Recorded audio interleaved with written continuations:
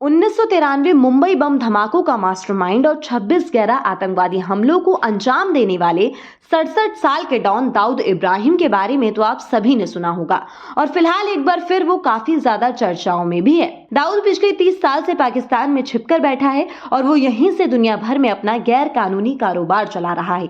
Reports के मुताबिक दाऊद इब्राहिम अब तक के सबसे अमीर गैंगस्टर्स में से एक है। तो आइए बात करते हैं उसकी नेटवर्थ के बारे में और जानते हैं कि वो किस तरह से अपने काले कारोबार को अंजाम देता है। तो दाऊद का गैर कानूनी कारोबार दुनिया के कई देशों में फैला हुआ है, जिससे उसने हजारों करोड़ रुपए की दौलत बनाई है। कुछ रिपोर्ट से पता चलता है कि उसकी पत्नी महजबीन और भाई अनीस मिलकर दाऊद का काला कारोबार चलाते हैं।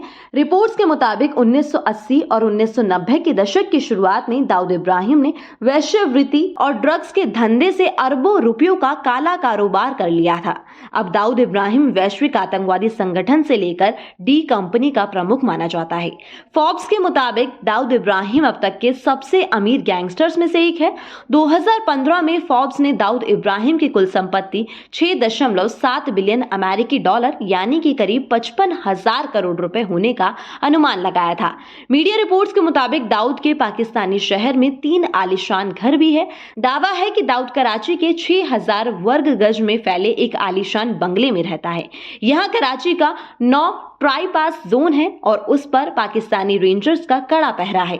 माना जाता है कि देश के कई शहरों में दाऊद की करोड़ों की संपत्ति है। दाऊद के नाम एक होटल जायका भी है, जिसे अब सीज कर दिया गया है। दाऊद के कई संपत्ति को सीज किया जा चुका है, जिसमें मुंबई और अन्य कई शहरों में प्रॉपर्टी शामिल है। दुबई में भी दाऊद की कई प्रॉपर्टी है। मुंबई में दाऊद के पास हुंडई एक्सेंट सेडान कार भी थी, जिसे सरकार ने सीज कर दिया है। दाऊद इब्राहिम क्रिकेट देखने का खूब शौक रखता था और मैच देखने के साथ ये सट्टेबाजी भी करता था। बाद में इसने मैच फिक्स करना शुरू कर दिया।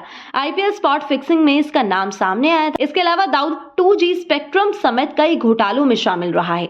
दाऊद इब्राहिम का 1993 मुंबई बम विस्फोटों के अलावा 26 गैर के आतंकवादी हमलों को अंजाम देने प्रतिबंधित आतंकवादी संगठन अल-कायदा के ओसामा बिन लादेन और अयमान अल जावेहिरी के साथ करीबी नाता भी रहा है।